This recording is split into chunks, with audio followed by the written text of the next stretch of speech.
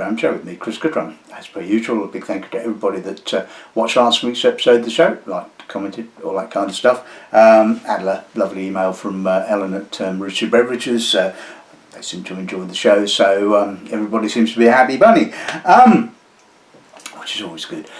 So on to this week's episode of the show. As you can see from the title page, taking a look at a selection of releases from the relatively new independent bottling company, the Heart Cut. Now, as the Heart Cut don't tend to bottle hundreds of casks every month, it's taken me a little while to get together half a dozen samples. So some of these are relatively new releases, and a couple of them are not quite so new releases. But anyway, I thought it was probably about time I did an episode of the show on their releases. It kind of nicely ties in with the fact that one's employer is hosting a tasting with the Heart Cut in October. I believe there are still tickets available for that, so head on over to the Gauntly's website if you fancy an evening of tasting probably these half a dozen whiskies, you never know. Anyway, as this is not the first episode of the show I've done on Heart Cut, I'm not going to go into too much detail about it, but I will say that one of the things that I've often mentioned about sort of the independent sector at the moment is the sort of relative paucity of casks selection, shall we say, that's available. You know, the gene pool is not very big, and I've said that on numerous occasions, and so you end up with a lot of independents that are essentially buying pretty much the same stuff and just finishing it in different casks and things like that, just to try and make a point of difference. Not the Heart Cut. So there is a reason why Fabrizio and Georgie have been awarded the Independent Bottling Company of the Year award 2 years on the trot by the Whiskey magazine, because they just find different stuff. I mean, they've obviously got a good black book, shall we say, of contacts, and probably just go knocking on doors and saying, sell me a cask please. I imagine that there's been several distilleries that have probably said no, but a lot of them who I've never seen bottled by other independent bottling companies have said, yep, we'll sell you a cask, which is really cool. So not really a huge amount to say. Like I said, I've mentioned them in a previous episode of the show I've done, so we'll just crack on and take a look at the samples for today's episode. So first bottling we'll be looking at is their bottling number 11. This is a JJ Corry Irish whiskey, bottled at 48%. Now I'm assuming this is a single cask, but it's a blend of 4 casks. I don't know whether they've blended all 4 casks together. I'm assuming that JJ Corry have blended all 4 casks together into one. So it's a blend of pot still, single grain and single malt. 2 casks fully matured in Oloroso and PX sherry, and 2 finished in Oloroso and Pacharet, which is a sweet or semi-sweet wine from Malaga in Spain. So I don't know what the distillation date is. It was bottled last year, and I think it was released in November of last year, so we'll be kicking off with that. Now you're probably wondering what the hell these things are. Now I got sent loads of emails about this kind of packaging, sample packaging during lockdown, and it's they're kind of quite cool. I mean, they're sort of obviously plastic. Don't know whether they're recyclable or not, but they're plastic, and obviously they don't break because it's not glass. The only drawback is, of course, that you can't see how much of the sample you're pouring out, and if you're like me trying to keep some for an episode of the show, then I'm sort of, have I poured out too much? But I suppose if you're just pouring it out to sample straight off the bat, it's probably not really an issue. But so I don't really know quite what to think about these things. I don't know if they're any more cheaper than sort of bottles. I mean, they've probably got to be cheaper than glass. I mean, I tend to use sort of plastic bottles these days. But anyway, off on a tangent there. So this is their bottling number 16. This is a 4-year-old Fielden English rye. bottled at 56.6%. That's the big problem with them, that they don't stand up on their own. They're just going to fall over. So I'll just leave them. I'll leave them where they fall, shall I? Anyway, so they've used 75% heritage landrace rye and 25% floor malted rye. Don't know what the what type of rye that is. It's been aged in new American oak and then finished for 2 years and 4 months in an ex-Solera sherry cask. It was distilled in June of 2019, bottled in July of 2023. So that's number 2. Number 3, which has had a falling over, is the first of 2 Starward bottlings. This is a 5-year-old Starward, bottled at 55%, aged in a first fill American oak red wine barrique. So, as you probably know, Starward are that Australian distillery that sort of probably, I would imagine, are somewhere near Barossa Valley or something like that, because they tend to use predominantly red wine casks, both American oak and ex-French oak casks. So this is a bottling, like I said, of first fill American oak. It was distilled in June of 2019 and bottled in August of 2024. And they've released at the same time another bottling of Starward. This is a 6-year-old. But the difference with this is number 15, by the way. This is a first fill French oak red wine barrique. So it'll be interesting to see if you can pick out the difference between the 2 oak casks. Theoretically, I should hope so, but we shall see. So again, distilled in June of 2019, bottled in August of 2024. Next bottling we'll be looking at is a slightly older bottling. Again, this is their bottling number 10. This is from White Peaks. It was distilled in 2020, in February 2020, so and then bottled in September of 2024, thus making it 4 years old, wholly matured in a tawny port cask and bottled at 55%. Those of you that sort of follow White Peaks will probably remember that they have bottled one of those as well back in the past. And the final bottling, I think, is the most recent release. I think I'm right in saying that. It's number 17. And this is a Lochlea, so it's a 5-year-old and distilled in September of 2019, bottled in May of this year at 54%, and it is an ex-Isla cask. So whether they're still using ex-Lefroy casks, I don't honestly know. I know that their first peated release was finished or aged in an ex-Lefroy cask. So anyway. We'll see how much peated character, and it's quite surprising how much peated character you do tend to get from just the cask. So we'll be looking forward to tasting that. So as you can see, sort of half a dozen pretty different whiskies. So let's kick off with a bit of JJ. Okay,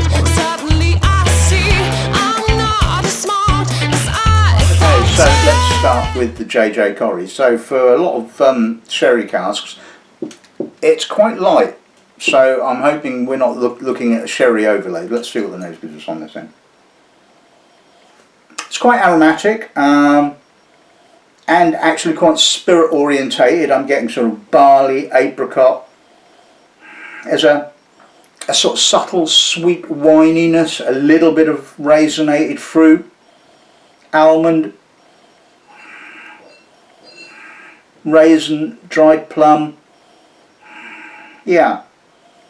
A little bit of biscuitiness as well. That's a lovely blend. It's really nicely balanced, and I mean, I've tasted a few bottlings from JJ Corry themselves, and I must admit I've been pretty impressed by what they do. They're just a bit expensive, though. Unfortunately, that's the only downside to JJ Corry's bottlings. But yeah, I like this. I think this is a really good nose. It's got the maltiness. I'm getting the pot still spiciness. I'm getting the grip from the oak, but I'm not getting too much oak. It's really harmonious. Absolutely gorgeous. So we'll pass on.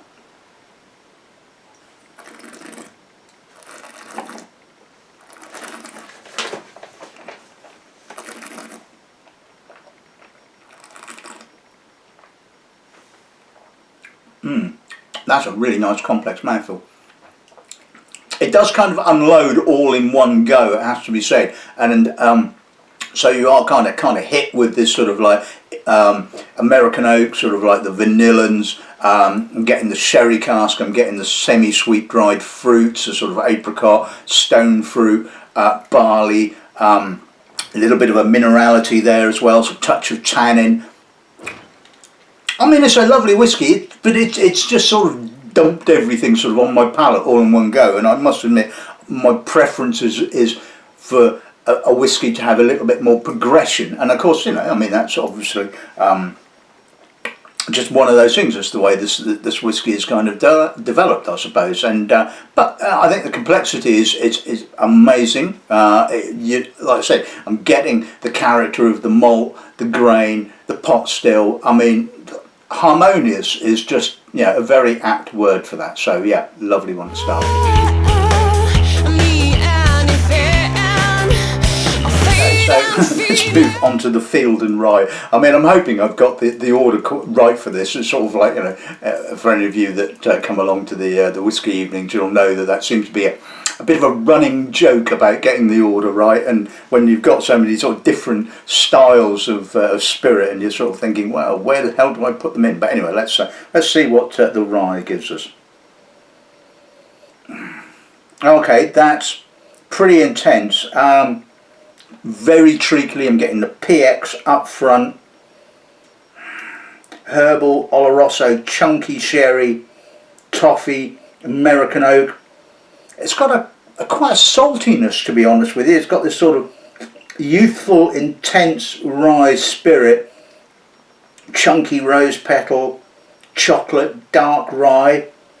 It's taking a while to open up. It's taking a while for the rye to fight its way through all that oak, but it's coming through. It's a little bit of sort of biscuitiness, sweet rye spices. It's a lot of oak. I mean, maintenance of the stuff, but the rye is coming through, and it's, you know what, it works. I mean, it's a bit like sort of aging a grain whiskey in, say, Oloroso and PX. Although you don't get an awful lot of spirit character per se, the graininess of the spirit kind of, you know, works against the sherry. And I'm kind of, this is a similar kind of feeling. I'm not getting sort of an immense sort of complex rye character. I'm getting a little bit more of a basic rye character, but it's punching through all that oak, and it's, yeah, I kind of quite like this. It's getting really chocolatey now, and well, you know me and chocolate. Let's sort of pass on.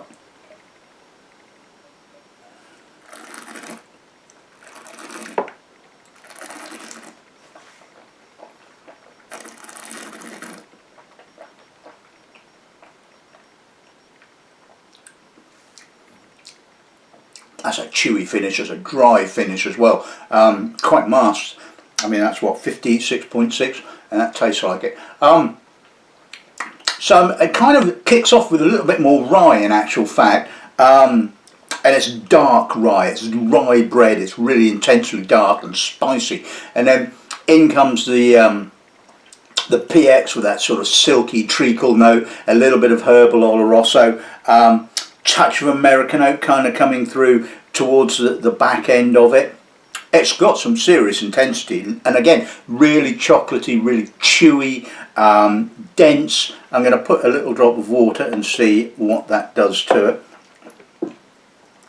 Like the progression of that. I think that's got some lovely progression. A little subtler on the nose, certainly in the wood sense. It's knocked back a lot of the wood, getting possibly a little bit more youthful rye spirit. I mean, this is only 4 years old. Possibly a little bit better balanced, maybe. I'm certainly got that chocolatiness still coming through, that cacao kind of note. Sort of pass on that.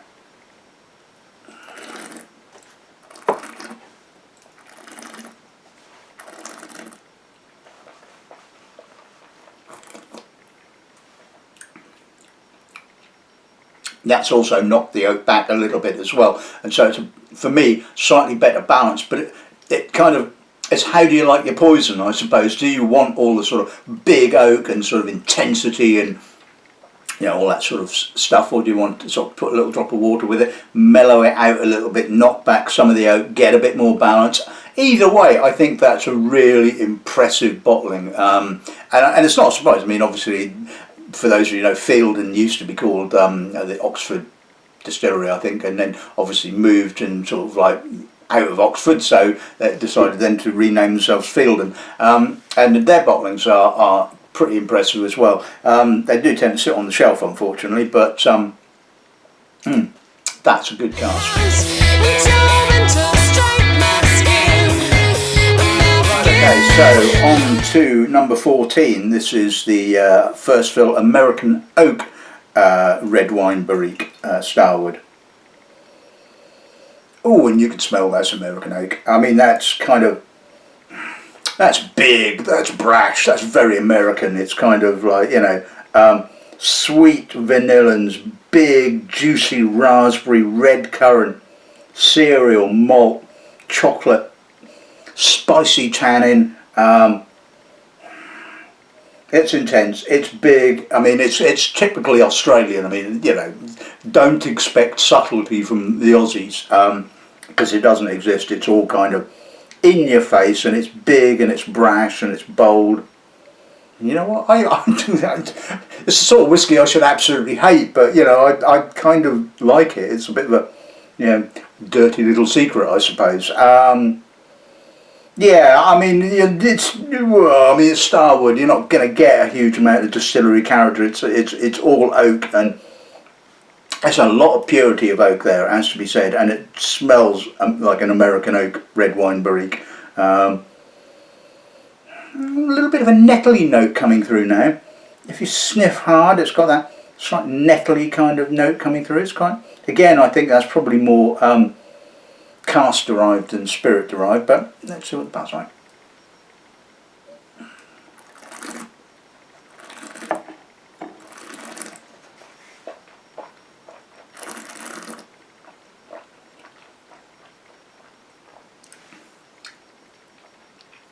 Oh my god, that's a grippy finish. Got those tannins are really sort of drying out the finish, as we said. Abetted by the alcohol. Again, it's pretty much as the nose. It's kind of intense. It's lots and lots of creamy American oak, sort of red fruit, a little bit of chocolate, spice, chewy, malty, big, brash, Aussie whiskey at the end of the day. I didn't drink all of it, which is quite good. I left a little bit to put a little drop of water just to see if we get a little bit of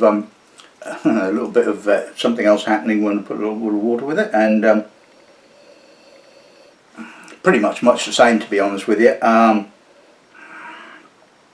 probably getting slightly more wine and less oak, I think. I can actually smell some spirit. I mean, there is some apricot there, and there's a little bit of white stone fruit and a little bit of honey as well. It's quite a robust spirit, it has to be said. And that's quite intriguing. I wasn't quite expecting that, so yeah, let's see what the buzz on.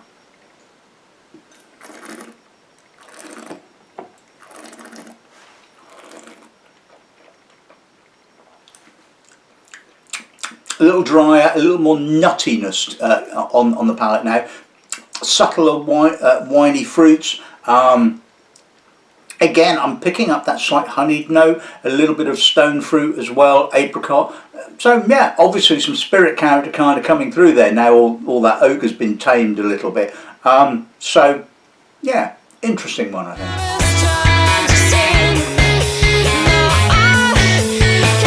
Okay, so let's move on to number 15. So this is a first fill French oak red wine barrique. Let's see what the nose gives on this thing.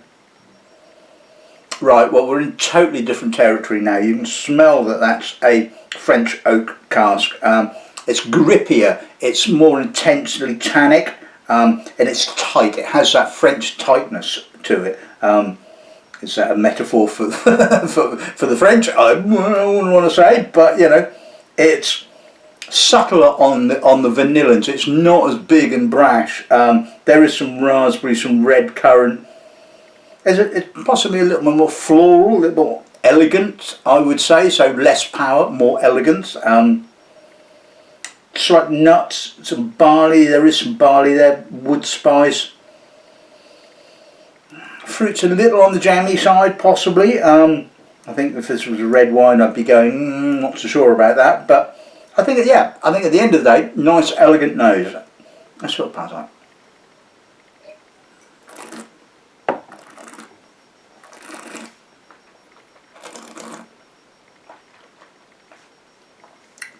Fresher, but tighter, grippier. Again, the tannins are classically French, and they have that sort of tightness to them. Subtler red wine kind of notes, red currants, berries, a little bit more, dare I say it, distillery character. I'm getting some barley again, that sort of slightly stone fruit notes, a touch of honey. Little drying on the finish. The tannins and the alcohol are masking the finish a little bit. There's a touch of chocolate, again, more kind of milk chocolate rather than cacao. Yeah, I like that. Again, it's two sides to the coin, isn't it? Right, so that's pushed down the oak quite a lot, although you can still smell the tightness there. There's a more red wine, it's more juicy, more red currants and berries and that kind of thing. Not getting quite so much spirit character, although there wasn't exactly a huge amount of spirit character on the nose to start off with, it has to be said. Let's sort of pass like that.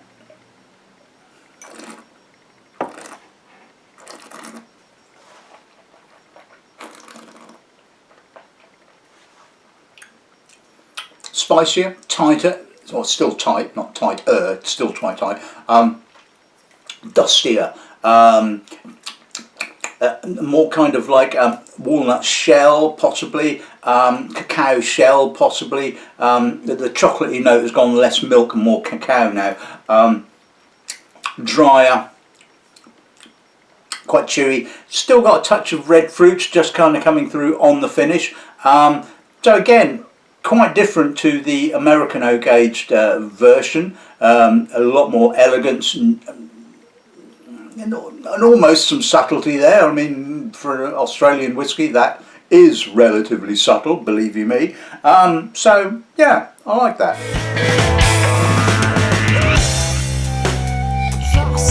Okay, so let's move on to number 10. This is the White Peak Tawny Port Cask, and again, not a lot of colour there. I'd expect a bit more colour for a tawny port cask, but let's see what the nose gives then.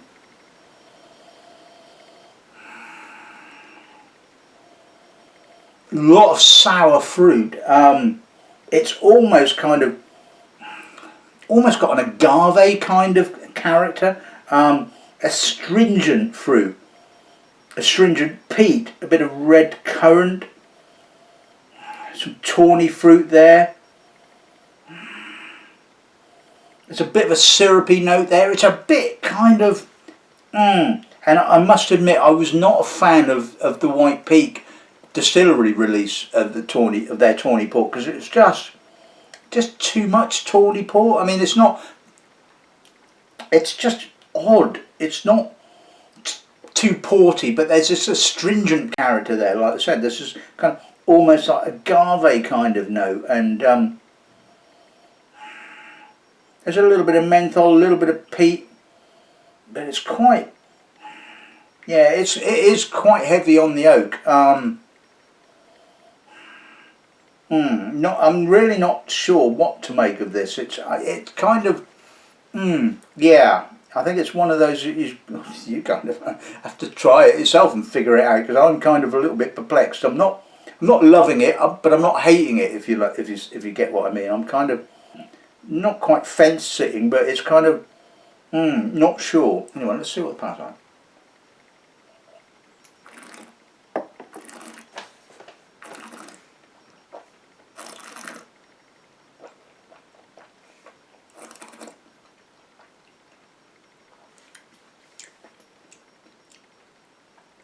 It's a bit disjointed, I would say. It's kind of, yes, there's a lot of, there is some tawny sort of cask notes and tawny fruit, but it's a bit confected, and then there's this youthful spirit kind of, almost sort of potpourri kind of notes kind of coming through, a little bit of spice, some earthy peat. It's just, it's not quite harmonised, I think, is what I think. It's got a rawness there. Some of you will love that rawness. I mean, yes, it's appealing in a certain respect, but it would kind of, if it was a little bit more together, I would be sort of like, yeah, I'm really into that. I'm just not convinced that white peat spirit works with tawny port. That's just the way I see it. And I've, you know, like I said, I've tasted the distillery release. I think I've done 2 now, and neither of them have kind of like floated my boat. And I just I think that's it. It's just kind of like, you know, obviously the guys at the distillery completely disagree with me on that point, but for me, I just don't warm to it. There are other bottlings, literally, I love them. The tawny port, never got on with it. It's a bit like kind of like, you know, the Aaron Amarone, for argument's sake, you know, never got on with that one at all either. Not the Amarone, sorry, the port. The port is, and again, it's port. That's it. It's port is just such a difficult animal to just get right. Okay, so it's kind of, it's made it a little bit sweeter, a little bit more confected. There's more youthfulness there. It's kind of, yeah, not getting it, you know. It's just a little bit too raw and a bit too young. Let's see what that's like.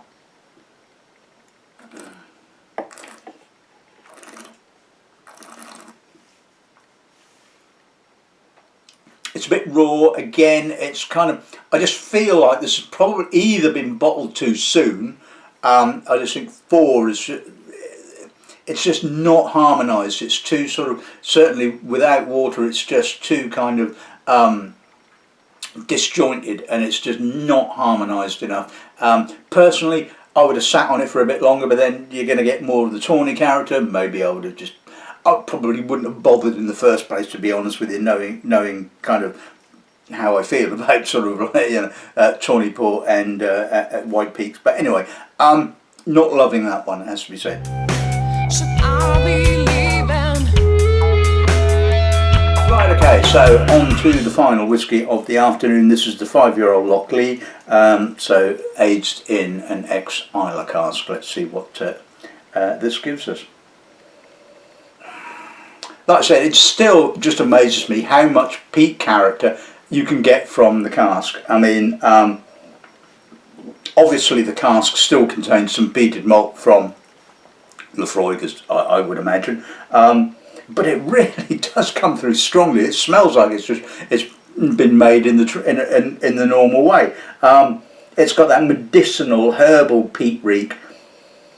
But I will say that, I mean, I love the character of Lochlea. I mean, I have a soft spot for Lochlea. I do like their bottling, or most of them. Some of them, again, the ones where they tend to play around with too much bloody sherry kind of leave me cold. But it's got a lovely fruitiness. It's got that sort of slight esteriness, white fruits, apple, peach, pear, vanilla. There's an almost kind of, dare I say it, old school fresh Kalila kind of character going on. I mean, you know, it's intriguing, it's interesting, it's kind of, I like it. I mean, you know, it's kind of, it's not my favourite sort of Lochlea. I love the sort of like the unpeated stuff, the distillery character, all that kind of stuff. But, you know, everybody needs to do a peated malt, you know, it's, and this is really nice. I like it. You know, it's got sort of more than just peat at the end of the day. I shall pass on.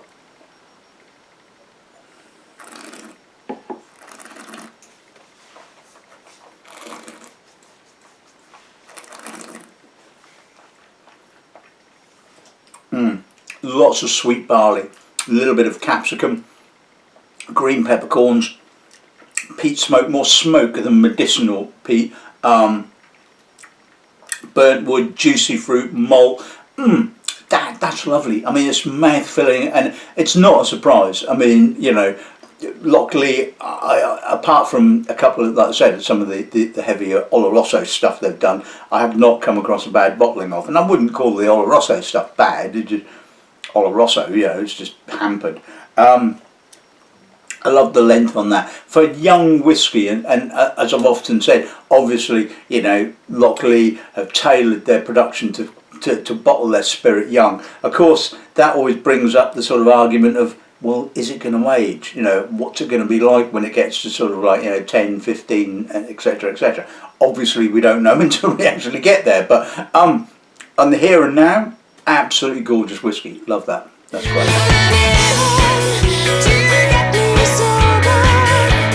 Right, okay, so let's on today's episode of the show. Firstly, big thank you to Georgie and Fabrizio for the samples for today's episode of the show. I hope you've enjoyed this episode of the show. I hope you've thought it's a fair appraisal. And I think, by and large, you've got to applaud what the Heart Cut are doing. They are bottling some stuff that nobody else is bottling. The only negative is the fact that they bottle in 50 cl, and they are quite expensive bottlings. I can't get away from that fact that they are expensive whiskies. They're bloody good whiskies, even the ones that I'm not particularly a fan of, but they are expensive. JJ Corry itself is bloody expensive anyway, so their casks are going to be sort of like expensive, and I like that. It was not too oak orientated. It could have gone over into the dark side. The amount of different cask types that we used in there, the Oloroso, the PX, the Pagerette, but I thought at the end of the day, really, really nicely balanced. The Fielden was an oak monster. It was, lots and lots of PX and lots of sherry, and you didn't get the complexity of the rye coming through, but the rye stood up to it. Like I said, when I was tasting it, it reminded me very much of how some grains can sort of like work with big, intense sherry character. And so, although it didn't have a huge complexity of rye, it stood up nicely, and I quite enjoyed it. The French oak matured Starward. The American oak matured Starward, sorry. Big American oak, exactly what you would expect from Starward. In your face, intensity, and put a little drop of water with it, and yeah, you could start to see some distillery character. I would be blown away if Starward would ever release something wholly aged in sort of like refill American oak, and then you could actually see what the distillery character is. But there's a pretty much they're like the Lakes distillery. That ain't ever going to happen. So yeah, I like that. The French oak, I'd probably warm to that version more because it was less overt, less in your face. There was a little bit more sort of elegance. There was a bit more tightness there. It was kind of just classically American oak and French oak. It was just like, if you want to know how these different types of oaks influences the same spirit, then well, you've got it there in a nutshell. I think I probably said enough about the White Peaks Tawny Port. Not my favourite whiskey, and even with the distillery release, and I don't think it's kind of an issue with that particular cask. I just don't think White Peaks kind of works with Tawny Port. Certainly not at this kind of age. It's too young, and it's just not really integrated enough. And the final bottling, the Lochlea Lefroy matured, just absolutely gorgeous, really, really nice. Like I said, big fan of Lochlea, and that particular bottling was pretty damn good. So yeah, there you go. That's this week's episode of the show in the bag. I hope you've enjoyed it. I hope you think it was a fair appraisal, shall we say. And like I said, Gauntley's will be hosting a tasting with the Heart Cut in October. So if you do fancy tasting any of these, and I'm pretty certain that well, I'm hoping that that they'll bring sort of samples of these to taste, because some really intriguing stuff. Although not to say that some of the earlier bottlings have not been too shabby either. But anyway, whatever they bring, it's going to be a good night, because it's always a good night. So if you fancy coming along, tickets are still available, 40 quid on the Gauntlet's website. Until then, good afternoon and good Dram.